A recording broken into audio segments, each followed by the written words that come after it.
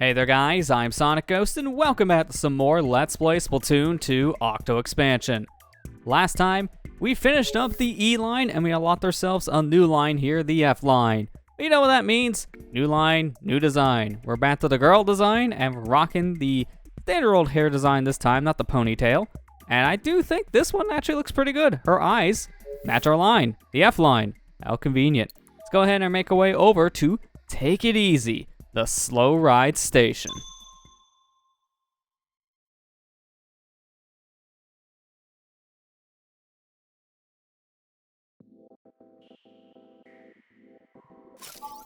So here we have a choice of two different weapons. We can use the classic Squiffer and Burst Bomb, or we just get rid of that Squiffer entirely and just use Burst Bombs. Let's go ahead and start off with the recommended here, the classic Squiffer with Burst Bomb. What lies beyond the vortex of spinning despair? The answer is hope. Switches, they're the lifeline that will lead you to that hope. Proceed with care as you make your way across. Take care out there. Go ahead and begin the test.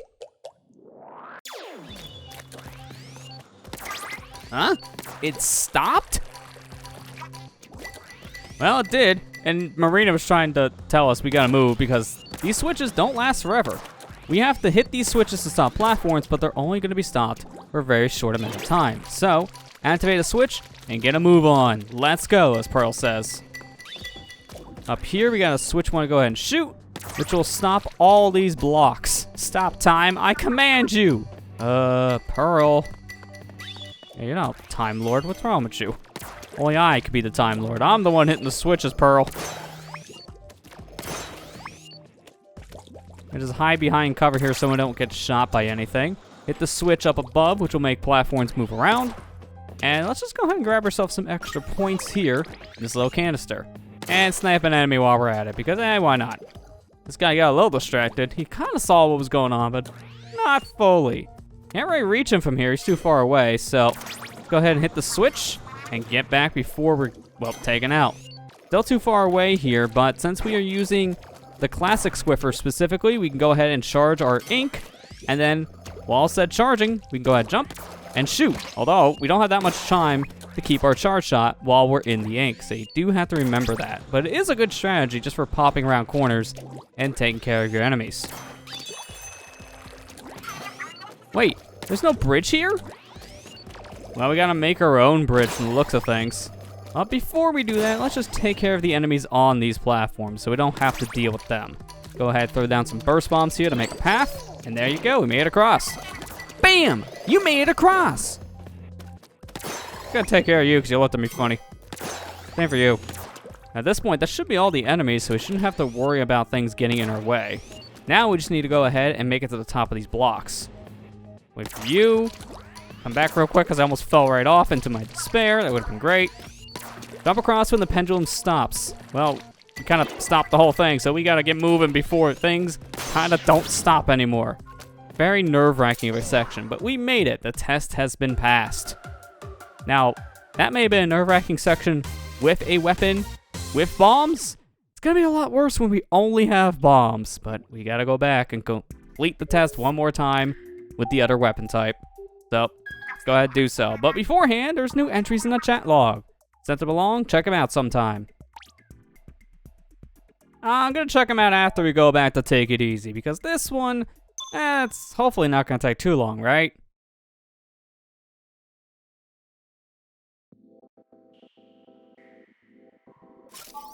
Back at the slow ride station, let's go ahead and choose the burst bombs.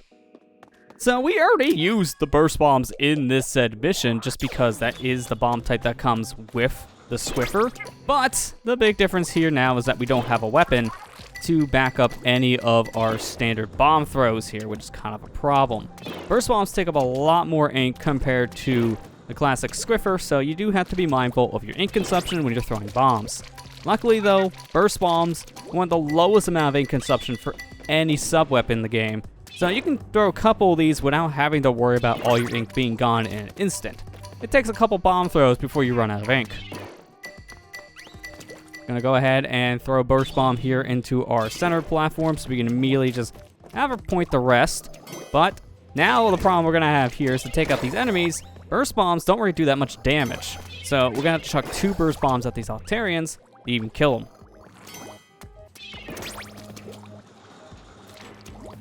Go ahead, throw down our burst bomb here. Take advantage of this and just get our points. Can we hit you from down here? Looks like we can. Chuck 2 burst bombs, but as we can see, not enough. We need 1 more. I say 1 more, I mean 2 more, apparently. He is healing up as we are standing down here refilling our ink, so we are doing damage, just really not enough.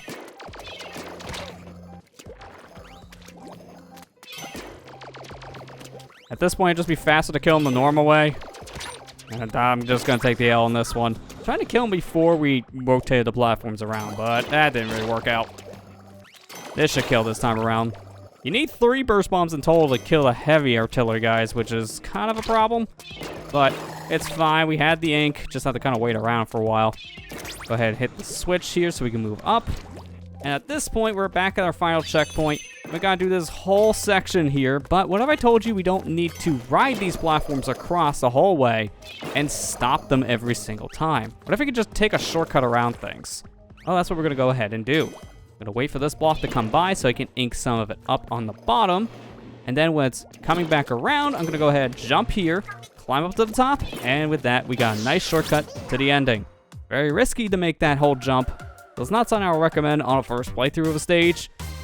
Also, probably don't recommend if you're low on lives. So if you feel confident enough, they'll bomb rush through that section. That's a nice shortcut. Otherwise, maybe just take the intended way.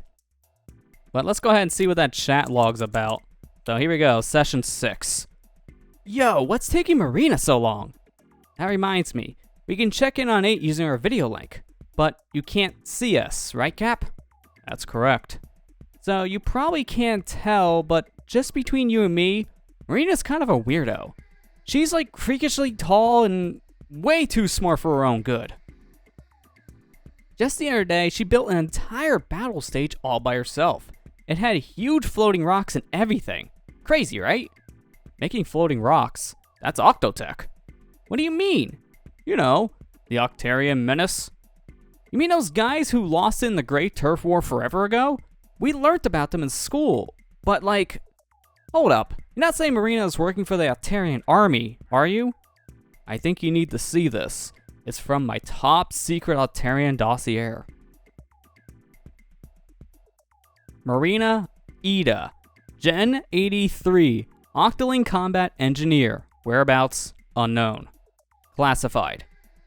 Age 6, enrolled in an elementary training program at Slime Skin Garrison. Age 9, skipped multiple grades, took only advanced courses, graduated. Age 10, member of Flutter Design Team, fully automated cleaning weapon. Age 13, joined Slime Skin Garrison, specialized in improving great Octo weapons. Age 16, assigned to DJ Octario's Wasabi Supply Unit, earned multiple commendations. Same year, went AWOL after coming within audible range of the Calamari incantation sung by the new Squidbeak Splatoon. According to witness interviews, she said, "This changes everything," before vanishing.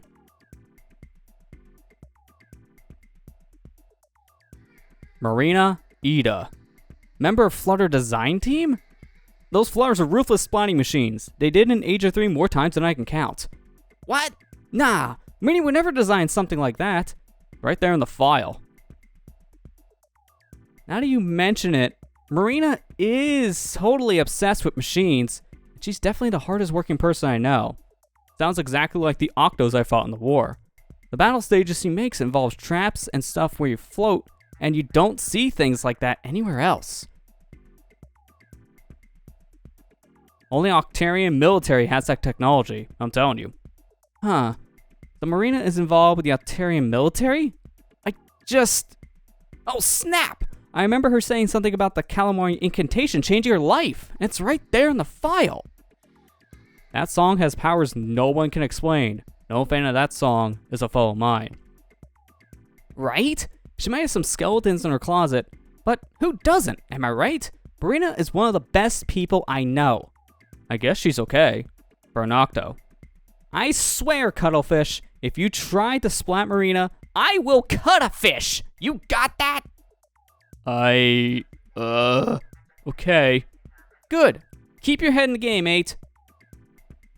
Okay, well, that's some information didn't really know about Marina. She was a part of the Octarian army, and a pretty big part of it at that. But just hearing the famous Squid Sisters song turned her over into a good guy, kind of like us, since in the very beginning of Octo expansion, we learned our Octarian that we're playing as, Agent 8, also heard Kalimari Incantation, and also changed over to a good guy instead of the enemy. So that song does have some pretty strong powers.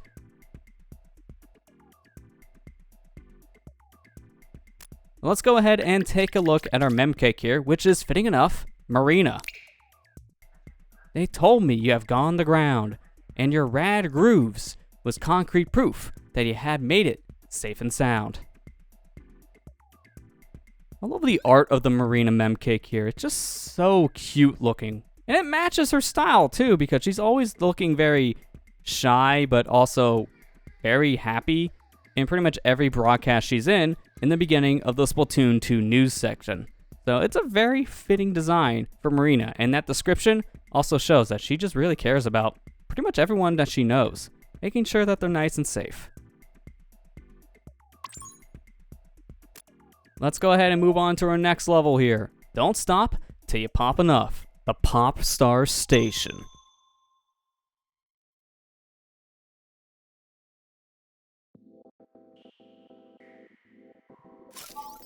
So here we have a choice of 3 different weapons. We can use the Splat Charger and Splat Bomb, Rapid Blaster Pro and Splat Bomb, or the Jet Squelcher with Splat Bomb. Go ahead and start off with the recommended here, Splat Charger and Splat Bomb. Please pop all 30 target balloons. If you leave a single balloon unpopped, you'll fail. For balloons that are hard to spot, rely on the arrows to point the way. Take care out there. Go ahead and begin the test.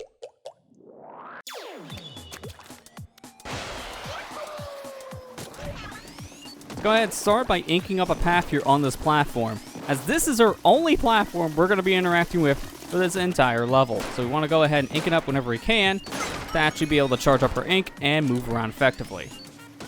So now we shot all the balloons in one section, we can go ahead and move on to the next. We need to shoot all the balloons in one section to open up the path to move on. Otherwise, we can't move past a certain point and we'll just be pushed off into our death. So let's be very careful here, not to, well, fall off or even get attacked. Because if we get hit by any of these squeezers, then simply put, we're going to lose our armor, and if we get hit again, we're dead. We got to be very careful. Go ahead and charge up a little bit of ink here, because I do need to charge up a good amount just to reach some of these back balloons. That's the thing with the charger. It may have a good amount of range, but it does take up a lot of ink per shot. So you got to be really mindful of your ink consumption here. This is also a section where it's very easy to get overwhelmed by a whole bunch of different balloons, just simply because there is a lot of these things, and it's very easy to miss one hiding behind a wall. So really pay attention to your surroundings here. There we go. 1 more section left and 3 more balloons. Luckily, though, we can also charge up a shot and go into our ink to keep it for a couple seconds. Just like a lot of the other chargers, well, simply put, the standard charger, good for this. But now this last balloon's gonna be a little bit of a problem to hit just because it's hiding behind a wall, so wait for it to come to you and shoot it.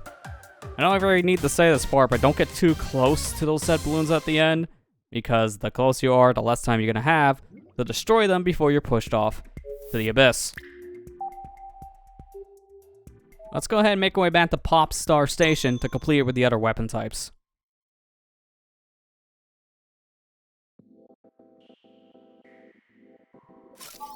Back here at Pop Star Station, let's go ahead and select our next weapon, the Rapid Blaster Pro and Splat Bomb. So this weapon here, it's a shorter range compared to the Charger. In fact, out of the 3 different weapon types for this mission, it's definitely the one with the shortest range. But it does have a good shot radius due to it being a blaster. Problem I have is the name is still a very big oxymoron, as this thing says rapid in the name. And it's not really that fast of a weapon. Faster than some of the other blaster types, sure, but it's not that quick. It's really not. But one thing I should talk about with this mission is the bombs, because every single weapon type does have splat bombs, but they're really not all that useful I would really just use them to ink up the platform you're on. That's pretty much it, as you can't really use the bombs to destroy these balloons. So just use it to give yourself some ink around the center of the platform, and that's pretty much it. And even then, I would just say probably hold off on throwing bombs just so you save your ink. Only do that when there's no rubber balloons around you, so you can just refill your ink fast. You don't want to throw a bomb and then have 3 balloons next to you can't shoot anymore because you run out of ink by throwing a bomb. So be cautious about using bomb types entirely for this mission, or just don't use them at all, as I don't really recommend it. This one here hiding behind a pillar. Got another one here behind another pillar. Or behind another behind? Now we know what that is, but you can tell. More focus on balloons than actual commentary. Go ahead and hit this balloon. And now we only have one more set left. But with the blaster, we should be able to take all 3 out at the same time if we get a good enough shot. And there's the good shot. So now this mission's passed with the blaster. So let's head back in one more time to complete this with the jet squelcher.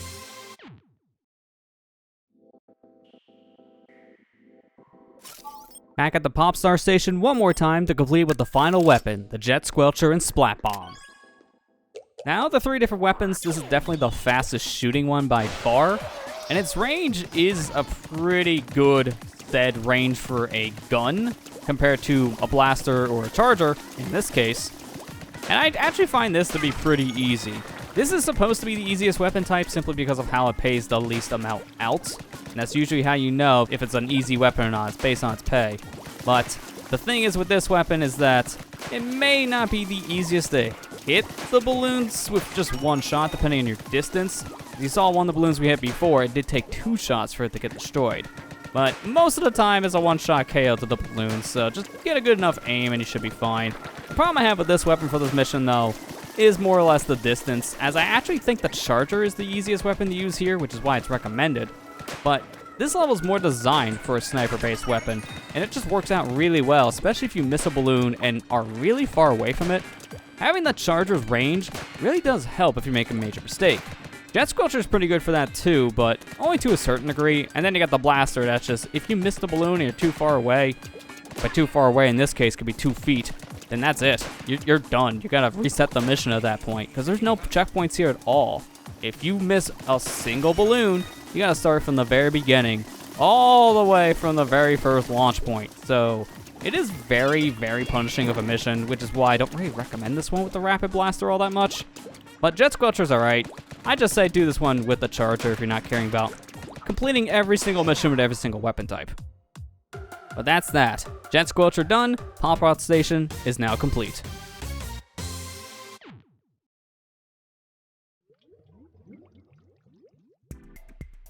So now that we're done with that station, let's take a look at the mem cake we got from it. It's Flo. 2 friends who never are apart. One's always cool, the other stews. I love them both with all my heart. That sounds like a thing Flo would actually say. Flo is one of the people you can interact with in the main hub of Splatoon 2 back in Acopolis. She's one of the people who sell you one of your different gear types. Specifically, Flo is the person in town that's going to sell you all your different types of headgear. I do like the mem cake here though. She is very well described in the mem cake. This is pretty much how she looks in her shop. Pretty 1-to-1. But with that, we got a good amount of the next station here, or the next line in the said station, already kind of started. And it looks like we got a fork in the road coming up, so we're going to go ahead and continue exploring the F line here in the Octo expansion in the next episode. Next time on Let's Play Splatoon 2 Octo expansion, we'll continue making our way further down the F line here. I'll see you guys next time.